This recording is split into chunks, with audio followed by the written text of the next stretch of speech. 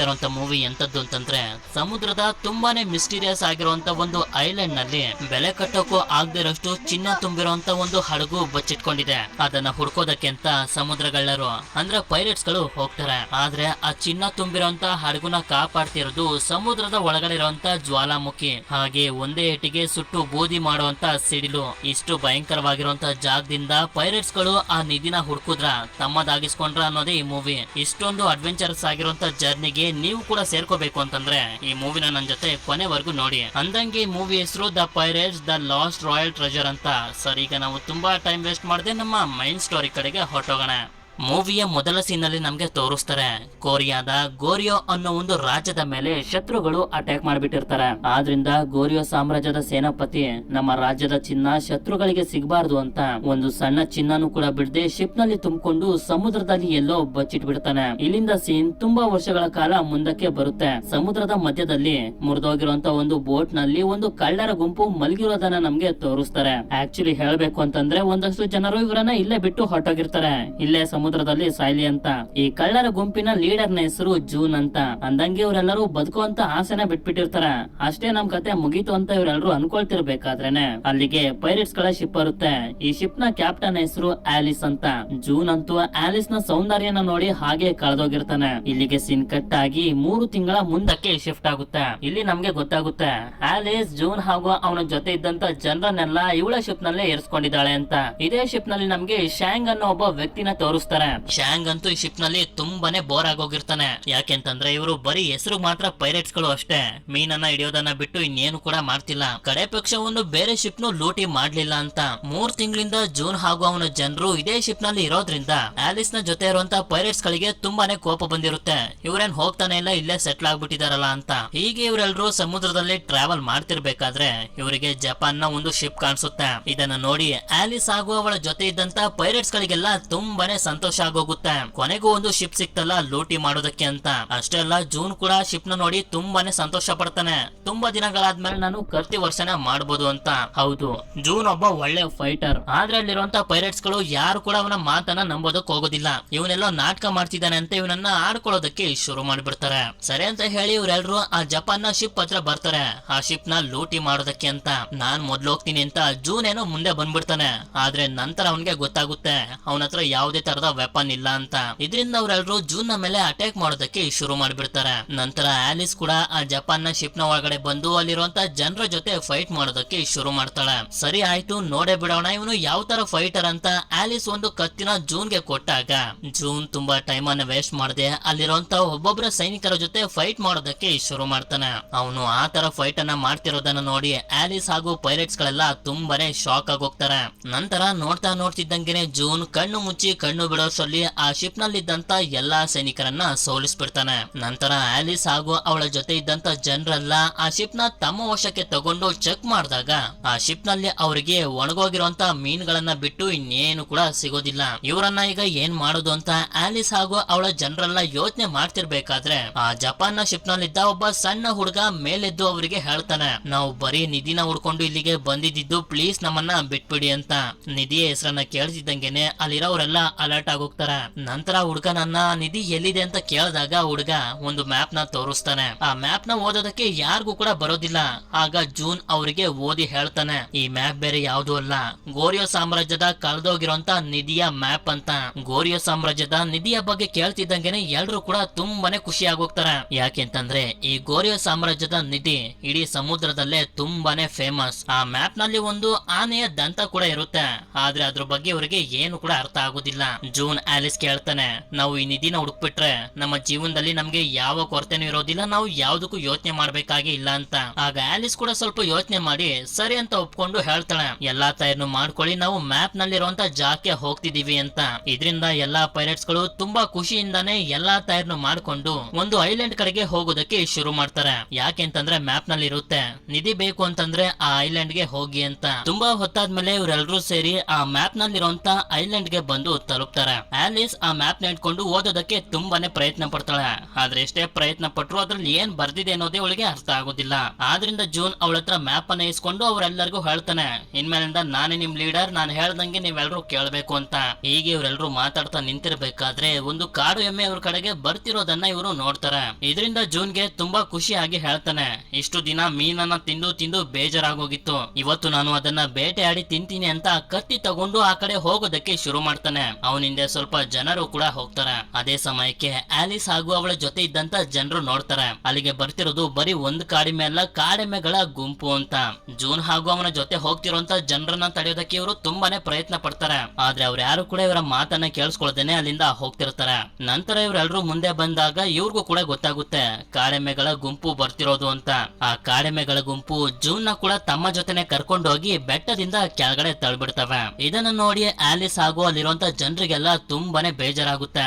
June ಸ್ವಲ್ಪ ಕೋತಿ ತರ ಆಡ್ತಿದ್ರು ಕೂಡ ತುಂಬಾ ಒಳ್ಳೆ ಮನುಷ್ಯ ಅಂತ, ಇನ್ನೇನ್ ಮಾಡೋದಕ್ ಆಗೋದಿಲ್ಲ ಅಂತ ಎಲ್ರು ಅಲ್ಲಿಂದ ಹೋಗೋದಕ್ಕೆ ಶುರು ಮಾಡ್ತಾರೆ. ಆದ್ರೆ ಈ ಕಡೆ ನಮ್ಗೆ ಆ ಬೆಟ್ಟದ ಕೆಳಗಡೆ ತೋರಿಸ್ತಾರೆ, ಜೂನ್ ಇನ್ನೂ ಕೂಡ ಒಂದು ಮರದ ಕೊಂಬೆನ ಹಿಡ್ಕೊಂಡು ನೇತಾಡ್ತಿರ್ತಾನೆ. ಅದೇ ಸಮಯಕ್ಕೆ ಇವನಿಗೆ ಆ ಕೊಂಬೆಯ ಪಕ್ಕ ಒಂದು ಆನೆಯ ದಂತ ಕಾಣಿಸುತ್ತೆ. ಈ ಕಡೆ ಎಲ್ರು ಅಲ್ಲಿಂದ ಹೋಗ್ತಿರ್ಬೇಕಾದ್ರೆ ಜೂನ್ ಮತ್ತೆ ಅಲ್ಲಿಂದ ಮೇಲ್ ಬರ್ತಿರೋದನ್ನ ನೋಡಿ ಎಲ್ರಿಗೂ ಕೂಡ ತುಂಬಾನೇ ಸಂತೋಷ ಆಗುತ್ತೆ. ಇದರಿಂದ ಆಲಿಸ್ ಕೂಡ ಒಳಗಡೆನೆ ತುಂಬಾನೇ ಸಂತೋಷ ಪಡ್ತಾಳೆ. ಆಗ ನಮ್ಗೆ ಗೊತ್ತಾಗುತ್ತೆ ಆಲಿಸ್ ಹಾಗೂ ಜೂನ್ ಇಬ್ರು ಇಷ್ಟ ಪಡ್ತಿದ್ದಾರೆ ಅಂತ. ಜೂನ್ ನ ಸೊಂಟದಲ್ಲಿರುವಂತ ಆನೆಯ ದಂತನ ನೋಡಿ ಅದನ್ನ ತಗೊಂಡು ಅವರೆಲ್ಲರಿಗೂ ಹೇಳ್ತಾಳೆ, ಈಗ ನನಗೆ ಗೊತ್ತಾಗ್ತಿದೆ ಆ ಮ್ಯಾಪ್ ನ ಮೇಲೆ ಯಾಕೆ ಆನೆಯ ದಂತ ಇತ್ತು ಅಂತ. ಯಾಕೆ ಅಂತಂದ್ರೆ ಆ ನಿಧಿಯನ್ನ ಹುಡ್ಕೋದಕ್ಕೆ ಬೇಕಾಗಿರುವಂತ ನಿಜವಾದ ಮ್ಯಾಪ್ ಇದು. ಆ ನಿಧಿ ಎಲ್ಲಿದೆ ಅನ್ನೋದು ಈ ಆನೆಯ ದಂತದ ಮೇಲೆ ಬರ್ದಿದೆ ಅಂತ. ನಂತರ ಇವರೆಲ್ಲರೂ ಆ ಆನೆಯ ದಂತನ ತಗೊಂಡು ಮತ್ತೆ ಶಿಪ್ಗೆ ಹೋಗೋದಕ್ಕೆ ರೆಡಿ ಮಾಡ್ಕೋತಿರ್ಬೇಕಾದ್ರೆ ಆಲಿಸ್ ಜೂನ್ ಹಾಗೂ ಅವನ ಜೊತೆ ಇರುವಂತ ಕಳ್ಳರ ಗುಂಪಿಗೆ ಹೇಳ್ತಾಳೆ, ನಾನು ನಿಮ್ನ 3 ತಿಂಗಳಿಂದನೂ ನನ್ನ ಶಿಪ್ ನಲ್ಲೇ ಇರೋದಕ್ಕೆ ಬಿಟ್ಟೆ. ಯಾಕೆ ಅಂತಂದ್ರೆ ನೀವು ಸಮುದ್ರದಲ್ಲಿ ಯಾವುದೇ ದಿಕ್ಕಿಲ್ದಂಗೆ ಬಿದ್ದಿದ್ರೆ, ಆದ್ರೆ ಇನ್ಮೇಲಿಂದ ನನ್ನ ಶಿಪ್ ನಲ್ಲಿ ಬರೀ ಪೈರೇಟ್ಸ್ ಗಳು ಮಾತ್ರ ಟ್ರಾವೆಲ್ ಮಾಡ್ಬೇಕು. ನೀವು ಇನ್ಮೇಲೆ ನಮ್ ಜೊತೆ ಜರ್ನಿ ಮಾಡ್ಬೇಕು ಅಂತಂದ್ರೆ ನೀವು ಕೂಡ ಪೈರೇಟ್ಸ್ ಗಳಾಗಿ ಕನ್ವರ್ಟ್ ಆಗ್ಬೇಕು ಅಂತ ಅಂದಾಗ ಅದಕ್ಕೆ ಜೂನ್ ಮಾತ್ರ ಯಾವುದೇ ಕಾರಣಕ್ಕೂ ಕೂಡ ಒಪ್ಕೊಳ್ಳೋದಿಲ್ಲ. ನಮ್ಗೆ ನಿಮ್ಮ ಗುಲಾಮರಾಗಿ ಇರೋದಕ್ಕೆ ಇಷ್ಟ ಇಲ್ಲ, ನಾನು ಇದಕ್ಕೆ ಒಪ್ಕೊಳ್ಳೋದಿಲ್ಲ ಅಂತ ಹೇಳ್ತಿರ್ತಾನೆ. ಆದ್ರೆ ಜೂನ್ ನ ಜೊತೆ ಇದ್ದಂತ ಜನರೆಲ್ಲ ಆಲಿಸ್ ನ ಕಂಡೀಷನ್ ಗೆ ಒಪ್ಕೊಂಡು ಆಲಿಸ್ ನ ಜೊತೆ ಮತ್ತೆ ಶಿಪ್ ಗೆ ಹೊರಟೋಗ್ತಾರೆ. ಆದ್ರಿಂದ ಜೂನ್ ಒಬ್ನೇ ಈ ಐಲ್ಯಾಂಡ್ ನಲ್ಲಿ ಉಳ್ಕೊಬಿಡ್ತಾನೆ. ನಂತರ ನಮ್ಗೆ ಮುಂದಿನ ಸೀನ್ ನಲ್ಲಿ ಲೀ ಅನ್ನೋ ಒಬ್ಬ ಫೈಟರ್ ಅನ್ನ ತೋರಿಸ್ತಾರೆ. ಇವನು ತುಂಬಾನೇ ಡೇಂಜರಸ್, ಕತ್ತಿ ಓರ್ಸಲಂತೂ ಎತ್ತಿದ ಕೈ.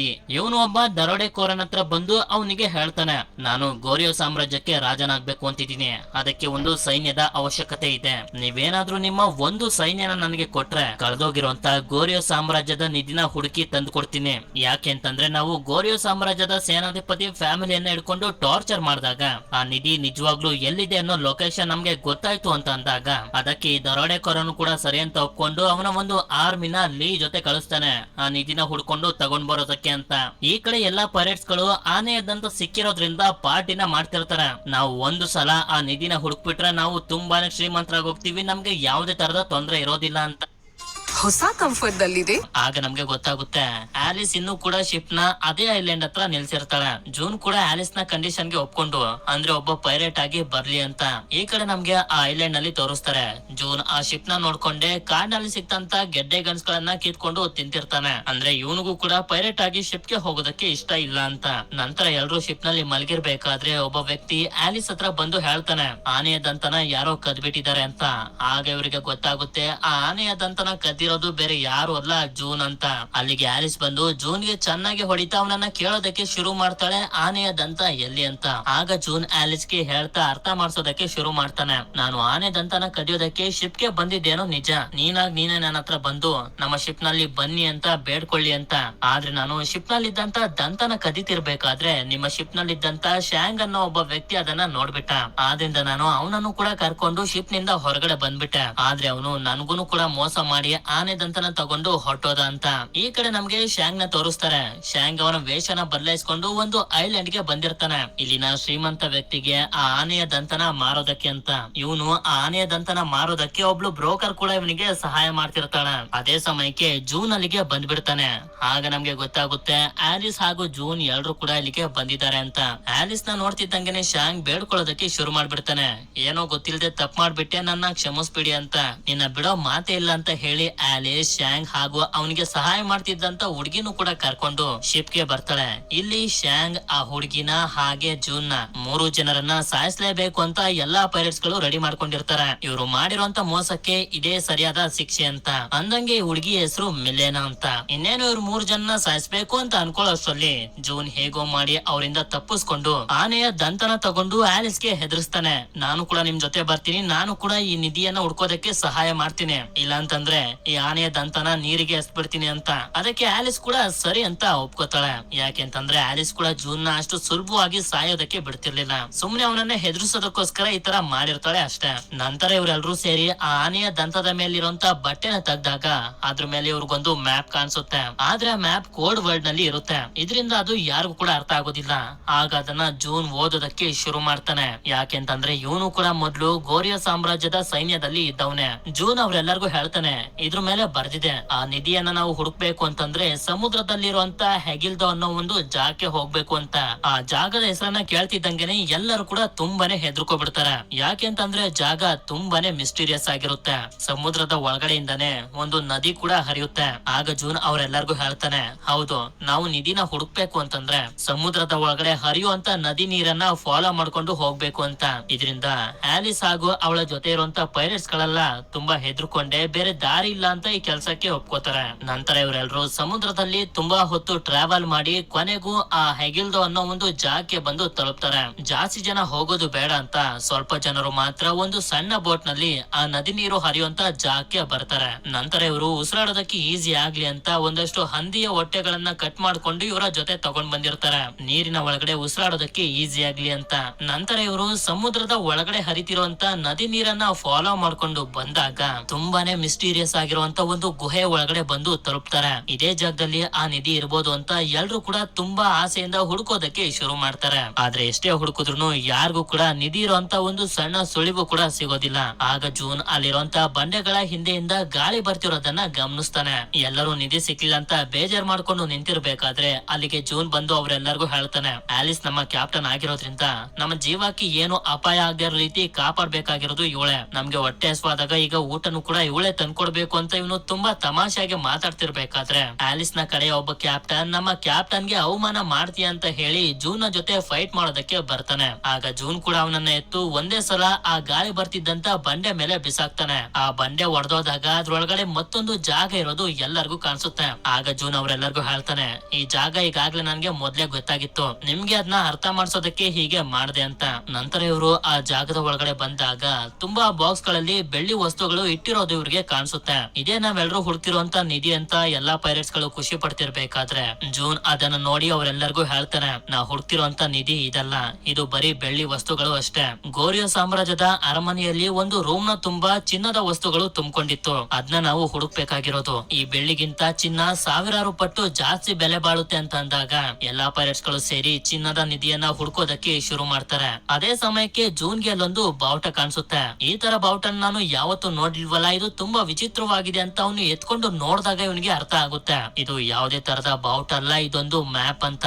ಹೀಗೆ ಜೂನ್ ಹಾಗೂ ಆಲಿಸ್ ಅದನ್ನ ನೋಡ್ತಿರ್ಬೇಕಾದ್ರೆ ಈ ಜಾಗ ಎಲ್ಲ ನಡ್ಗೋದಕ್ಕೆ ಶುರು ಆಗುತ್ತೆ. ಆಗ ನಮ್ಗೆ ಹೊರಗಡೆಯಿಂದ ತೋರಿಸ್ತಾರೆ, ಲೀ ಅವನ ಸೈನ್ಯದ ಜೊತೆ ಈ ಜಾಗಕ್ಕೆ ಬಂದು ತಲುಪಿರ್ತಾನೆ. ಇವನು ಕೂಡ ಆ ನಿಧಿಯನ್ನ ಹುಡ್ಕೋದಕ್ಕೆ ಇಲ್ಲಿಗೆ ಬಂದಿರ್ತಾನೆ. ಜೂನ್ ಹಾಗೂ ಆಲಿಸ್ ಗೆ ಯಾರೋ ಒಳಗಡೆ ಬರ್ತಿದ್ದಾರೆ ಅಂತ ಗೊತ್ತಾಗಿ ಅಲರ್ಟ್ ಆಗ್ತಾರೆ. ಈ ಕಡೆ ಶ್ಯಾಂಗ್ ಗೆ ಆಗ್ಲೇ ಜೂನ್ ಹಾಗೂ ಆಲಿಸ್ ನೋಡ್ತಿದ್ದಂತ ಮ್ಯಾಪ್ ಸಿಗುತ್ತೆ. ಆ ಮ್ಯಾಪ್ ಅನ್ನ ನೋಡ್ತಿದ್ದಂಗೆನೆ ಇವನಿಗೆ ಗೊತ್ತಾಗೋಗುತ್ತೆ, ಇದು ಸಮುದ್ರದ ಮ್ಯಾಪ್, ಇಲ್ಲಿರುವಂತ ಪ್ರತಿ ಒಂದು ಜಾಗಕ್ಕೂ ನಾನು ಈಗಾಗ್ಲೇ ಹೋಗಿದ್ದೀನಿ, ಈ ಎಲ್ಲಾ ಜಾಗ ನನ್ಗೆ ಗೊತ್ತಿದೆ ಅಂತ. ಹಾಗೆ ಇವನಿಗೆ ಆ ಚಿನ್ನದ ನಿಧಿ ಎಲ್ಲಿ ಸಿಗುತ್ತೆ ಅನ್ನೋ ಕ್ಲೂ ಕೂಡ ಸಿಕ್ಬಿಡುತ್ತೆ. ಅದೇ ಸಮಯಕ್ಕೆ ಅಲ್ಲಿಗೆ ಲೀ ಹಾಗೂ ಅವನ ಕಡೆಯ ಜನರು ಬಂದು ಎಲ್ಲರ ಮೇಲೆ ಅಟ್ಯಾಕ್ ಮಾಡೋದಕ್ಕೆ ಶುರು ಮಾಡ್ತಾರೆ. ಆ ಜಾಗದಿಂದ ಆಲಿಸ್ ನ ತುಂಬಾ ಜನರು ತಪ್ಪಿಸ್ಕೊಂಡು ಮತ್ತೆ ಶಿಪ್ ನ ಕಡೆಗೆ ಹೊರಟೋಗ್ತಾರೆ. ಆದ್ರೆ ಆಲಿಸ್ ಹಾಗೂ ಜೂನ್ ಇನ್ನೂ ಕೂಡ ಇಲ್ಲೇ ಇರ್ತಾರೆ. ಲೀ ಕಡೆಯ ಜನರು ಇವರ ಮೇಲೆ ಅಟ್ಯಾಕ್ ಮಾಡ್ತಿರ್ಬೇಕಾದ್ರೆ ಇವರು ಕೂಡ ಫೈಟ್ ಮಾಡೋದಕ್ಕೆ ಶುರು ಮಾಡ್ತಾರೆ. ಯಾವಾಗ ಲೀ ಜೂನ್ ನ ನೋಡ್ತಾನೆ, ಇಲ್ಲಿಂದ ಸೀನ್ ಫ್ಲಾಶ್ ಬ್ಯಾಕ್ ಗೆ ಹೋಗುತ್ತೆ. ಇಲ್ಲಿ ನಮ್ಗೆ ತೋರಿಸ್ತಾರೆ, ಜೂನ್ ಹಾಗೂ ಅವನ ಜೊತೆ ಇದೆಯಲ್ಲ ಕಳ್ಳರ ಗುಂಪು, ಅದು ಮೊದ್ಲು ಕಳ್ಳರ ಗುಂಪು ಆಗಿರ್ಲಿಲ್ಲ, ಗೋರಿಯೋ ಸಾಮ್ರಾಜ್ಯದ ಒಂದು ಸೈನಿಕರ ಗುಂಪು ಆಗಿತ್ತು. ಅದೇ ಸೈನ್ಯದಲ್ಲಿ ಲೀ ಕೂಡ ಸೈನಿಕರ ಜನರಲ್ ಆಗಿದ್ದವನು. ಆದ್ರೆ ಇವನು ಯುದ್ಧಗಳನ್ನ ಮಾಡ್ತಿರ್ಬೇಕಾದ್ರೆ ಇವನ ಸೈನ್ಯದಲ್ಲಿದ್ದಂತ ಸೈನಿಕರಿಗೆ ಏನಾದ್ರೂ ಗಾಯ ಆದ್ರೆ ಇವರು ಯುದ್ಧನ ಮಾಡೋದಕ್ಕೆ ಆಗೋದಿಲ್ಲ ಅಂತ ಇವನು ಸೈನಿಕರನ್ನ ಸಾಯಿಸ್ಬಿಡ್ತಿದ್ದ. ಆದ್ರಿಂದ ಸೇನಾಪತಿ ಆಗಿದ್ದಂತ ಜೂನ್ ಲೀನ ಅವನ ಸೈನ್ಯದಿಂದನೇ ತೆಗೆದಾಕ್ಬಿಟ್ಟಿರ್ತಾನೆ. ಮಾಡ್ತಿರ್ತಾನೆ. ಈಗ ಮತ್ತೆ ಲೀಗೆ ಜೂನ್ ಸಿಕ್ಕಿರೋದ್ರಿಂದ ಅವನ ಮೇಲೆ ದ್ವೇಷನ ತೀರ್ಸ್ಕೊಳ್ಳೋದಕ್ಕೆ ಅಂತ ಫೈಟ್ ಮಾಡೋದಕ್ಕೆ ಶುರು ಮಾಡ್ತಾನೆ. ಈ ಕಡೆ ಆಲಿಸ್ಗೆ ಏಟಾಗಿ ಅವಳು ಪ್ರಜ್ಞೆ ತಪ್ಪಿ ಬಿದ್ದೋಗಿರ್ತಾಳೆ. ಆಗ ಅಲ್ಲಿಗೆ ಆಲಿಸ್ ನ ಕಡೆಯ ಒಬ್ಬ ಹುಡುಗ ಬಂದು ಅವಳನ್ನ ಕರ್ಕೊಂಡು ಶಿಪ್ ನ ಕಡೆಗೆ ಹೋಗ್ತಾನೆ. ನಂತರ ಜೂನ್ ಕೂಡ ಅಲ್ಲಿರುವಂತ ಎಲ್ಲಾ ಬೆಳ್ಳಿ ವಸ್ತುಗಳನ್ನ ನೀರ್ನ ಒಳಗಡೆ ಹಾಕಿ ಆ ಬೆಳ್ಳಿಯ ವಸ್ತುಗಳ ಜೊತೆ ಇವನು ಕೂಡ ಹೊರಟೋಗ್ತಾನೆ. ಲೀನು ಕೂಡ ಆ ನಿಧಿ ನನಗೆ ಬೇಕೇ ಬೇಕು ಅಂತ ಅವನನ್ನ ಫಾಲೋ ಮಾಡ್ಕೊಂಡು ಹೋಗೋದಕ್ಕೆ ಶುರು ಮಾಡ್ತಾನೆ. ಆದ್ರೆ ನೀರ್ನಲ್ಲಿ ಉಸಿರಾಡೋದಕ್ಕಾಗದೆ ಮತ್ತೆ ಮೇಲೆ ಹೊರಟೋಗ್ತಾನೆ. ಅದೇ ಸಮಯಕ್ಕೆ ಅಲ್ಲಿಗೆ ಆಲಿಸ್ ಬಂದು ಬೆಳ್ಳಿ ವಸ್ತುಗಳ ಬಾಕ್ಸ್ ಗೆ ದಾರನ ಕಟ್ಟಿ ಮೇಲಕ್ಕೆ ಎಳೆಯೋದಕ್ಕೆ ಪ್ರಯತ್ನ ಪಡ್ತಾಳೆ. ಆದ್ರೆ ಅದು ಸಾಧ್ಯ ಆಗೋದಿಲ್ಲ. ಸಮುದ್ರದ ಆಳಕ್ಕೆ ಹೊರಟೋಗುತ್ತೆ. ಜೂನ್ ಹಾಗೂ ಆಲಿಸ್ ಕೂಡ ನೀರ್ನಲ್ಲಿ ಉಸಿರಾಡೋದಕ್ಕಾಗದೆ ಇನ್ನೇನು ಸಾಯುವಂತ ಸ್ಟೇಜ್ ಗೆ ಬಂದ್ಬಿಟ್ಟಿರ್ತಾರೆ. ಅದೇ ಸಮಯಕ್ಕೆ ಅಲ್ಲಿಗೆ ಒಂದು ದೊಡ್ಡ ತಿಮಿಂಗ್ಲ ಬಂದು ಇವರಿಬ್ಬರನ್ನ ನುಂಗು ಬಿಡುತ್ತೆ. ಈ ಕಡೆ ಶಿಪ್ ನ ಒಳಗಡೆ ಇದ್ದಂತ ಜನರೆಲ್ಲ ಆಲಿಸ್ ಹಾಗೂ ಜೂನ್ ಸತ್ತೋಗಿದ್ದಾರೆ ಅಂತ ತುಂಬಾನೇ ಅಳ್ತಿರ್ತಾರೆ. ಅದೇ ಸಮಯಕ್ಕೆ ಆ ತಿಮಿಂಗ್ಲದ ತಲೆಯ ಮೇಲಿರುವಂತ ತೂತಿಂದ ಇಬ್ರು ಕೂಡ ಹೊರಗಡೆ ಬರ್ತಾರೆ. ಆದ್ರೆ ಬೆಳ್ಳಿ ವಸ್ತುಗಳು ಮಾತ್ರ ಯಾರಿಗೂ ಕೂಡ ಸಿಗೋದಿಲ್ಲ. ನೀರಿನ ಪಾಲಾಗೋಗುತ್ತೆ. ಈ ಕಡೆ ಲೀ ಕೂಡ ಅದೇ ಬೇಜಾರ್ನಲ್ಲಿ ತುಂಬಾನೇ ಕೋಪ ಮಾಡ್ಕೊಳ್ತಿರ್ಬೇಕಾದ್ರೆ ನೀರ್ನಲ್ಲಿ ತೇಳ್ತಾ ಇರೋಂತ ಒಂದು ಬಾವುಟ ಇವನಿಗೆ ಕಾಣಿಸುತ್ತೆ. ಈ ಬಾವುಟ ಬೇರೆ ಯಾವ್ದು ಅಲ್ಲ, ನಾವಾಗ್ಲೇ ನೋಡಿದ್ದ ಸಮುದ್ರದ ಮ್ಯಾಪ್ ಏನೆ. ಲೀಗೆ ಆ ಮ್ಯಾಪ್ ನ ನೋಡ್ತಿದ್ದಂಗೆನೆ ಅವನಿಗೆ ಗೊತ್ತಾಗೋಗುತ್ತೆ ಇದು ಸಮುದ್ರದ ಮ್ಯಾಪ್. ಇದ್ರ ಪ್ರಕಾರ ನಾವು ಹೋದ್ರೆ ನಮ್ಗೆ ನಿಜವಾದ ನಿಧಿ ಸಿಗುತ್ತೆ ಅಂತ. ಅಂದ್ರೆ ಇವನ್ಗೂ ಕೂಡ ಗೊತ್ತಾಗೋಗುತ್ತೆ ನಿಜವಾದ ನಿಧಿ ಇದಲ್ಲ, ಚಿನ್ನ ಇರುವಂತ ನಿಧಿ ಬೇರೆ ಕಡೆ ಇದೆ ಅಂತ. ಈ ಕಡೆ ಆಲಿಸ್ಗೆ ಪ್ರಜ್ಞೆ ಬಂದಾಗ ಅವಳ ಶಿಪ್ ನಲ್ಲಿ ಇರ್ತಾಳೆ. ಹಾಗೆ ಥ್ಯಾಂಕ್ಸ್ ಕಣೋ. ಟಾಯ್ಲೆಟ್ ಎಲ್ಲಿದೆ? ಮಿರೇನಾ ಕುಂತಿರ್ತಾಳೆ. ಇಲ್ಲಿ ಆಲಿಸ್ ಹಾಗೂ ಮಿರೇನಾ ನಡುವೆ ಒಂದು ಫ್ರೆಂಡ್ಶಿಪ್ ಬೆಳೆಯುತ್ತೆ. ನಂತರ ಆಲಿಸ್ ಜೂನ್ ಹತ್ರ ಬಂದು ಕೇಳ್ತಾಳೆ, ನೀನ್ ನೋಡ್ತಿದ್ದಲ್ಲ ಸಮುದ್ರದ ಮ್ಯಾಪ್ ಅದು ಎಲ್ಲಿ ಅಂತ. ಯಾಕೆಂತಂದ್ರೆ ಇಷ್ಟೊತ್ತಿಗೆ ಇವಳಿಗೂ ಕೂಡ ಅರ್ಥ ಆಗೋಗಿರುತ್ತೆ ನಿಜವಾದ ನಿಧಿ ಇರುವಂತ ಮ್ಯಾಪ್ ಅದೇನೆ ಅಂತ. ಆಗ ಜೂನ್ ಅವಳಿಗೆ ಹೇಳ್ತಾನೆ, ನಾನ್ ಅದನ್ನ ನೋಡ್ಲಿಲ್ಲ, ಅದು ಅಲ್ಲೇ ಎಲ್ಲೋ ಬಿದ್ದೋಗಿರ್ಬೇಕು ಅಂತ. ಆಗ ಆಲಿಸ್ ಮತ್ತೆ ಅದೇ ಜಾಗಕ್ಕೆ ಹೋಗೋದಕ್ಕೆ ಶಿಪ್ ನ ತಿರ್ಗಿಸಿ ಅಂತ ಹೇಳ್ತಿರ್ತಾಳೆ. ಆಗ ಮಿರೇನಾ ಬಂದು ಅವ್ರೆಲ್ಲರಿಗೂ ಹೇಳ್ತಾಳೆ, ಶ್ಯಾಂಗ್ ಆ ಮ್ಯಾಪ್ ನ ನೋಡ್ತಿದ್ದ ಇವನ ಹತ್ರನೇ ಇದೆ ಅಂತ. ಆಗ ಅವನ ಸುತ್ತಮುತ್ತ ಇದ್ದಂತ ಪೈರೇಟ್ಸ್ ಗಳೆಲ್ಲ ಅವನ ಬಾಡಿನ ಸಂಪೂರ್ಣವಾಗಿ ಚೆಕ್ ಮಾಡ್ತಾರೆ. ಆದ್ರೆ ಎಲ್ಲೂ ಕೂಡ ಆ ಮ್ಯಾಪ್ ಇವರಿಗೆ ಸಿಗೋದಿಲ್ಲ. ಯಾಕೆ ಅಂತಂದ್ರೆ ಈಗಾಗ್ಲೇ ನಾವು ನೋಡಿದ್ವಲ್ಲ ಆ ಮ್ಯಾಪ್ ಲೀಗೆ ಸಿಕ್ಕಿದ್ನ. ಆದ್ರಿಂದ ಶ್ಯಾಂಗ್ ನ ಮತ್ತೆ ಕಟ್ಟಾಕಿ ಅವನನ್ನ ಕೇಳೋದಕ್ಕೆ ಶುರು ಮಾಡ್ತಾರೆ. ನಿಜ ಹೇಳು, ಆ ಮ್ಯಾಪ್ ನ ಎಲ್ಲಿ ಬಚ್ಚಿಟ್ಟಿದ್ಯಾ ಅಂತ. ಅವನು ಪದೇ ಪದೇ ಹೇಳ್ತಾನೆ ಇರ್ತಾನೆ, ನನ್ಗೆ ಗೊತ್ತಿಲ್ಲ, ಅದು ಎಲ್ಲೋ ಕಳೆದೋಗಿದೆ ಅಂತ. ಆಗ ಆಲಿಸ್ ಅವಳ ಜನರಿಗೆ ಹೇಳ್ತಾಳೆ, ಸರಿ ಆಯ್ತು, ಇವನನ್ನ ಸಾಯಿಸ್ಬಿಡಿ, ಇವನ ಪ್ರಯೋಜನ ನಮ್ಗೆ ಇಲ್ಲ ಅಂತ. ಆಗ ಶ್ಯಾಂಗ್ ಅವಳಿಗೆ ಹೇಳ್ತಾನೆ, ನನ್ನ ಹತ್ರ ಮ್ಯಾಪ್ ಇಲ್ಲ ಹೌದು, ಆದ್ರೆ ನಾನ್ ನಿಮ್ಮನ್ನ ನಿಧಿ ಇರುವಂತ ಜಾಗಕ್ಕೆ ಕರ್ಕೊಂಡು ಹೋಗ್ತೀನಿ. ಯಾಕೆ ಅಂತಂದ್ರೆ ಮ್ಯಾಪ್ ನ ನಾನು ಕರೆಕ್ಟ್ ಆಗಿ ನೋಡಿದೀನಿ. ಆ ಮ್ಯಾಪ್ ನಲ್ಲಿ ಇದ್ದಂತ ಜಾಗಕ್ಕೆಲ್ಲ ಈಗಾಗ್ಲೇ ನಾನು ಹೋಗಿ ಬಂದಿದ್ದೀನಿ. ನಾನು ಚಿಕ್ಕ ವಯಸ್ಸಿಂದನೂ ಜಪಾನಿಯರ ಪೈರೇಟ್ ಶಿಪ್ ನಲ್ಲಿ ಇದ್ದೆ. ಜಪಾನ್ ನ ಪೈರೇಟ್ಸ್ ಗಳು ಎಲ್ಲಾ ಕಡೆ ಟ್ರಾವೆಲ್ ಮಾಡಿದ್ದಾರೆ. ನಾನು ಅವ್ರ ಜೊತೆ ಇದ್ದಿದ್ರಿಂದ ನನಗೂ ಕೂಡ ಜಾಗಗಳು ಗೊತ್ತು. ನಮ್ಗೆ ಈಗ ಆ ನಿಧಿ ಸಿಗ್ಬೇಕು ಅಂತಂದ್ರೆ ಬೋಗಿಸಮ್ ಐಲ್ಯಾಂಡ್ ಗೆ ಹೋಗ್ಬೇಕು ಅಂತ. ಆ ಐಲ್ಯಾಂಡ್ ನ ಹೆಸರನ್ನ ಕೇಳ್ತಿದ್ದಂಗೆನೆ ಎಲ್ರಿಗೂ ಕೂಡ ತುಂಬಾನೇ ಶಾಕ್ ಆಗೋಗುತ್ತೆ. ಯಾಕೆ ಅಂತಂದ್ರೆ ಈ ಬೋಗಿಸಮ್ ಐಲ್ಯಾಂಡ್ ಗೆ ಹೋಗ್ಬೇಕು ಅಂತಂದ್ರೆ ಸಮುದ್ರದ ತುಂಬಾನೇ ಭಯಂಕರವಾಗಿರುವಂತ ಸಿಡಿಲುಗಳನ್ನ ದಾಟಿ ಹೋಗ್ಬೇಕು. ಸರಿ, ಇನ್ನೇನ್ ಮಾಡೋದು, ನಮ್ಮ ಕಷ್ಟಗಳೆಲ್ಲ ಪರಿಹಾರ ಆಗ್ಬೇಕು ಅಂತಂದ್ರೆ ನಾವ್ ಇದನ್ನ ಮಾಡ್ಲೇಬೇಕು ಅಂತ ಎಲ್ರು ಕೂಡ ಅಲ್ಲಿಗೆ ಹೋಗೋದಕ್ಕೆ ತಯಾರಾಗ್ತಾರೆ. ಆದ್ರೆ ಇವರಿಗೆ ಆ ಐಲ್ಯಾಂಡ್ ಗೆ ಹೋಗೋದಕ್ಕೆ ದಾರಿನೇ ಗೊತ್ತಿರೋದಿಲ್ಲ. ಈಗ ಏನ್ ಮಾಡುದು ಅಂತ ಎಲ್ರು ಯೋಚನೆ ಮಾಡ್ತಿರ್ಬೇಕಾದ್ರೆ ಶ್ಯಾಂಗ್ ಸೈಲೆಂಟ್ ಆಗಿ ಹೇಳ್ತಾನೆ, ನನ್ಗೆ ಅಲ್ಲಿಗೆ ಹೋಗೋದಕ್ಕೆ ದಾರಿ ಗೊತ್ತು, ನಾನ್ ನಿಮ್ಮನ್ನ ಕರ್ಕೊಂಡ್ ಹೋಗ್ತೀನಿ. ಆದ್ರೆ ನೀವೆಲ್ರು ಸೇರಿ ನನ್ನನ್ನ ಈ ಶಿಪ್ ನ ಕ್ಯಾಪ್ಟನ್ ಆಗಿ ಮಾಡ್ಬೇಕು ಅಂತ. ಇದರಿಂದ ಎಲ್ರು ತುಂಬಾ ಕೋಪ ಮಾಡ್ಕೊತಿರ್ಬೇಕಾದ್ರೆ ಅವನು ಹೇಳ್ತಾನೆ, ನನ್ಗೆ ಚಿಕ್ಕ ವಯಸ್ಸಿಂದನು ಶಿಪ್ ನ ಕ್ಯಾಪ್ಟನ್ ಆಗ್ಬೇಕು ಅಂತ ತುಂಬಾನೇ ಆಸೆ ಇದೆ. ಈಗ ಅಷ್ಟು ಡೇಂಜರಸ್ ಆಗಿರುವಂತ ಜಾಗಕ್ಕೆ ನಾವು ಹೋಗ್ತಿದೀವಿ, ಮತ್ತೆ ಹಿಂದಿರುಗಿ ಬರ್ತೀವೋ ಇಲ್ವೋ ಅಂತಾನು ಕೂಡ ಗೊತ್ತಿಲ್ಲ. ಆದ್ರಿಂದ ಇದೊಂದನ್ನ ನಡೆಸ್ಕೊಡಿ ಅಂತ ಅಂದಾಗ ಸರಿ ಅಂತ ಆಲಿಸ್ ಕೂಡ ಅದಕ್ಕೆ ಒಪ್ಕೋತಾಳೆ. ಮುಂದಿನ ಸೀನ್ ನಲ್ಲಿ ನಮ್ಗೆ ತೋರಿಸ್ತಾರೆ, ಶ್ಯಾಂಗ್ ಈಗ ಶಿಪ್ ನ ಕ್ಯಾಪ್ಟನ್ ಆಗಿರ್ತಾನೆ. ಹಾಗೆ ಆಲಿಸ್ ಶಿಪ್ ನಲ್ಲಿರುವಂತ ಜನರಿಗೋಸ್ಕರ ಅಡಿಗೆನ ಮಾಡ್ತಿರ್ತಾಳೆ. ಜೂನ್ ಕೂಡ ಅವಳ ಜೊತೆನೆ ಇರ್ತಾನೆ. ಅವಳು ಮಾಡ್ಕೊಟ್ಟಿರುವಂತ ಊಟನ ತಿಂತ ಅವಳನ್ನ ಹೊಗಳುತ್ತಿರ್ತಾನೆ, ಅವಳನ್ನ ಇಂಪ್ರೆಸ್ ಮಾಡೋದಕ್ಕೆ ಅಂತ. ಆದ್ರೆ ಈ ಕಡೆ ನಮ್ಗೆ ತೋರಿಸ್ತಾರೆ ಪೈರೇಟ್ಸ್ ಗಳೆಲ್ಲ ಆಲಿಸ್ ಮಾಡಿರುವಂತ ಊಟನ ಮಾಡೋಕಾಗ್ದೆ ವಾಂತಿ ಮಾಡ್ತಿರ್ತಾರೆ. ನಾನ್ ಮಾಡಿರುವಂತ ಅಡ್ಗೆನ ಇಷ್ಟು ಇಷ್ಟಪಟ್ಟು ತಿಂತಿದ್ದಾನಲ್ಲ ಅಂತ ಜೂನ್ಗೆ ಇನ್ನೂ ಕೂಡ ತಿನ್ನೋದಕ್ಕೆ ಕೊಡ್ತಾಳೆ. ಆಗ ಜೂನ್ ಕೂಡ ಅದನ್ನ ತುಂಬಾ ಕಷ್ಟಪಟ್ಟು ತಿನ್ಕೋಬಿಡ್ತಾನೆ. ನಂತರ ಆಲಿಸ್ ಹಾಗೂ ಮಿಲೆನಾ ಸ್ವಲ್ಪ ಹೊತ್ತು ಮಾತಾಡ್ತಾ ಟೈಮ್ ಅನ್ನ ಸ್ಪೆಂಡ್ ಮಾಡ್ತಾರೆ. ನಂತರ ಆಲಿಸ್ ಯಾವ ಕೆಲಸದ ಟೆನ್ಷನ್ ಇಲ್ಲದೆ ತುಂಬಾ ನೆಮ್ಮದಿಯಾಗಿ ಆಕಾಶನ ನೋಡ್ತಿರ್ಬೇಕಾದ್ರೆ ಜೂನ್ ಅವಳನ್ನ ಇಷ್ಟಪಡ್ತಿರುವಂತ ವಿಷಯನ ಹೇಳ್ಬಿಡ್ತಾನೆ. ಹಾಗೆ ಜೂನ್ಗೂ ಕೂಡ ಗೊತ್ತಾಗುತ್ತೆ ಆಲಿಸ್ ಕೂಡ ಇವನನ್ನ ಇಷ್ಟಪಡ್ತಿದ್ದಾಳೆ ಅಂತ. ಮುಂದಿನ ಸೀನ್ ನಲ್ಲಿ ನಮ್ಗೆ ಲೀ ಹಾಗೂ ಅವನ ಸೈನ್ಯ ಸಮಯದವರನ್ನ ತೋರಿಸ್ತಾರೆ. ಇವರು ಕೂಡ ಆ ಮ್ಯಾಪ್ ನ ಸಹಾಯದಿಂದ ಬೋಗಿಸಾಮ್ ಐಲ್ಯಾಂಡ್ ಗೆ ಹೋಗ್ತಿರ್ತಾರೆ. ಲೀಗೆ ಆ ಮ್ಯಾಪ್ ನಲ್ಲಿ ಒಂದಷ್ಟು ಜನರ ತಲೆ ಸಿಕ್ಸಿರೋದು ಕಾಣಿಸುತ್ತೆ. ಆದ್ರೆ ಅದ್ರ ಬಗ್ಗೆ ಇವನಿಗೆ ಏನು ಕೂಡ ಅರ್ಥ ಆಗೋದಿಲ್ಲ. ಈ ಕಡೆ ಇವರೆಲ್ಲರೂ ಶಾಂಗ್ ನ ಕ್ಯಾಪ್ಟನ್ಶಿಪ್ ನಲ್ಲಿ ಹಡಗನ್ನ ನಡೆಸ್ಕೊಂಡು ಹೋಗ್ತಿರ್ಬೇಕಾದ್ರೆ ನೋಡ್ತಾರೆ ಸಮುದ್ರದ ನೀರೆಲ್ಲ ಕುದಿಯೋದಕ್ಕೆ ಶುರು ಆಗುತ್ತೆ. ಇದನ್ನ ನೋಡಿ ಆಲಿಸ್ ಅವರೆಲ್ರಿಗೂ ಹೇಳ್ತಾಳೆ, ಯಾವುದೋ ಒಂದು ದೊಡ್ಡ ಅಪಾಯ ಬರೋ ಹಾಗಿದೆ, ನಮ್ಮ ಶಿಪ್ ಅನ್ನ ಕಾಪಾಡೋದಕ್ಕೆ ನಾವು ಎಲ್ಲಾ ತಯಾರಿನೂ ಮಾಡ್ಕೋಬೇಕು ಅಂತ. ಅದೇ ಸಮಯಕ್ಕೆ ಶಾಂಗ್ ಅವರೆಲ್ಲರಿಗೂ ಬೈತಾ ಹೇಳ್ತಾನೆ, ನಾನು ಶಿಪ್ ನ ಕ್ಯಾಪ್ಟನ್, ನಾನು ಹೇಳೋವರೆಗೂ ಯಾರು ಏನು ಮಾಡಬಾರ್ದು ಅಂತ. ಅದೇ ಸಮಯಕ್ಕೆ ನೋಡ್ತಿದ್ದಂಗೆನೆ ಸಮುದ್ರದ ಮೇಲಿರುವಂತ ಆಕಾಶ ತುಂಬಾ ಭಯಂಕರವಾಗಿರುವಂತ ರೂಪನ ಪಡ್ಕೊಬಿಡುತ್ತೆ. ಇಷ್ಟೊತ್ವರೆಗೂ ಈ ಪೈರೇಟ್ಸ್ ಗಳು ಯಾವ ವಿಷಯಕ್ಕೋಸ್ಕರ ಹೆದರುಕತ್ತಿದ್ರು ಆ ಸಮಯ ಬಂದೇ ಬಿಡುತ್ತೆ. ತುಂಬಾ ಭಯಂಕರವಾಗಿರುವಂತ ಸಿಡಿಲುಗಳೆಲ್ಲ ಶಿಪ್ ನ ಮೇಲೆ ಬೀಳ್ತಾ ಆ ಶಿಪ್ಪೆ ಸಂಪೂರ್ಣವಾಗಿ ಧ್ವಂಸ ಆಗೋದಕ್ಕೆ ಶುರು ಆಗೋಗುತ್ತೆ. ಎಲ್ರು ಅವರವರ ಪ್ರಾಣನ ಉಳಿಸ್ಕೊಳ್ಳೋದಕ್ಕೆ ಅಂತ ಆ ಕಡೆ ಈ ಕಡೆ ಓಡಾಡೋದಕ್ಕೆ ಶುರು ಮಾಡ್ಬಿಡ್ತಾರೆ. ಆಗ ಆಲಿಸ್ ತುಂಬಾ ಕಷ್ಟಪಟ್ಟು ಒಬ್ಳು ನಿಜವಾದ ಕ್ಯಾಪ್ಟನ್ ತರ ಆ ಶಿಪ್ ನ ಕಂಟ್ರೋಲ್ ಮಾಡೋದಕ್ಕೆ ತುಂಬಾನೇ ಪ್ರಯತ್ನ ಪಡ್ತಿರ್ತಾಳೆ. ಈ ಕಡೆ ಶಾಂಗ್ ಇನ್ನೇನು ಸಮುದ್ರದ ಒಳಗಡೆ ಬೀಳ್ಬೇಕು ಅಂತ ಅನ್ಕೊಳ್ಳೋಷ್ಟ್ರಲ್ಲಿ ಜೂನ್ ಬಂದು ಅವನನ್ನ ಕಾಪಾಡ್ತಾನೆ. ಹೇಗೋ ಮಾಡಿ ತುಂಬಾ ಕಷ್ಟಪಟ್ಟು ಇವರು ಶಿಪ್ ಅನ್ನ ಸಂಭಾಳಿಸ್ತಾ ಮುಂದೆ ಬಂದಾಗ ಸಿಡಿಲುಗಳೆಲ್ಲ ಕಮ್ಮಿ ಆಗಿ ಸೂರ್ಯನ ಬೆಳಕು ಕಾಣಿಸುತ್ತೆ. ನೋಡಿದ್ರೆ ಇವರು ಹುಡ್ಕೊಂಡು ಬಂದಿರುವಂತ ಬೋಗಿಸಾಮ್ ಐಲ್ಯಾಂಡ್ ಇವರ ಮುಂದೆನೆ ಇರುತ್ತೆ. ನಂತರ ಸ್ವಲ್ಪ ಜನ ಎಲ್ಲಾ ತಯಾರಿನೂ ಮಾಡ್ಕೊಂಡು 2 ಸಣ್ಣ ಬೋಟ್ ಗಳಲ್ಲಿ ಐಲ್ಯಾಂಡ್ ಗೆ ಬಂದು ತಲುಪ್ತಾರೆ. ಮಿಕ್ಕಂತ ಜನ ಇನ್ನು ಶಿಪ್ ನಲ್ಲೇ ಇರ್ತಾರೆ. ಯಾಕೆಂತಂದ್ರೆ ಶಿಪ್ ನ ನೋಡ್ಕೊಳ್ಳೋದಕ್ಕೆ ಅಂತ. ಶಾಂಗ್ ಈಗ ಇವರ ಕ್ಯಾಪ್ಟನ್ ಆಗಿರೋದ್ರಿಂದ ಎಲ್ಲರೂ ಇವನನ್ನ ಕೇಳ್ತಾರೆ, ಹೇಳಿ ಈಗ ಆ ನಿಧಿ ಎಲ್ಲಿದೆ ಅಂತ. ಶಾಂಗು ಕೂಡ ಆ ನಿಧಿ ನಿಜವಾಗ್ಲೂ ಎಲ್ಲಿದೆ ಅಂತ ಗೊತ್ತಿರೋದಿಲ್ಲ. ಆದ್ರಿಂದ ಅವರೆಲ್ಲರಿಗೂ ಹೇಳ್ತಾನೆ, ಈ ಚಿಕ್ಕ ಐಲ್ಯಾಂಡ್ ಅಲ್ಲಿ ಇಲ್ಲೇ ಎಲ್ಲೋ ಇರುತ್ತೆ, ನಾವೆಲ್ಲರೂ ಸೇರಿ ಹುಡುಕಿದ್ರೆ ಸಿಕ್ಕೇ ಸಿಗುತ್ತೆ ಅಂತ.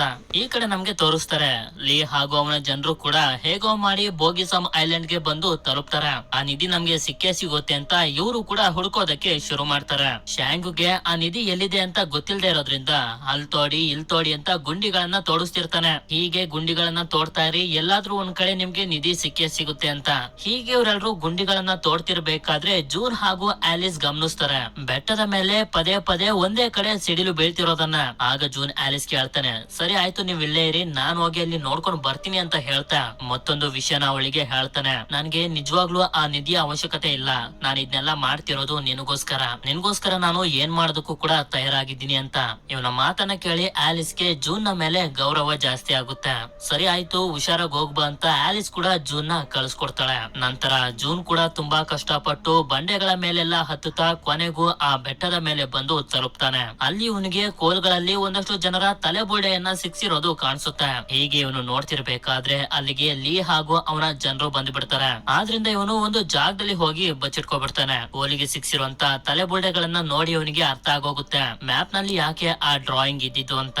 ಆ ನಿಧಿ ಇದೇ ಕೋಲ್ಗಳ ಕೆಳಗಡೆ ಇರ್ಬೋದು ಅಂತ ಅವನ ಸೈನಿಕರಿಗೆ ಹೇಳ್ತಾನೆ, ಒಂದೊಂದೇ ಕೋಲ್ಗಳನ್ನ ತೆಗಿರಿ ಅಂತ.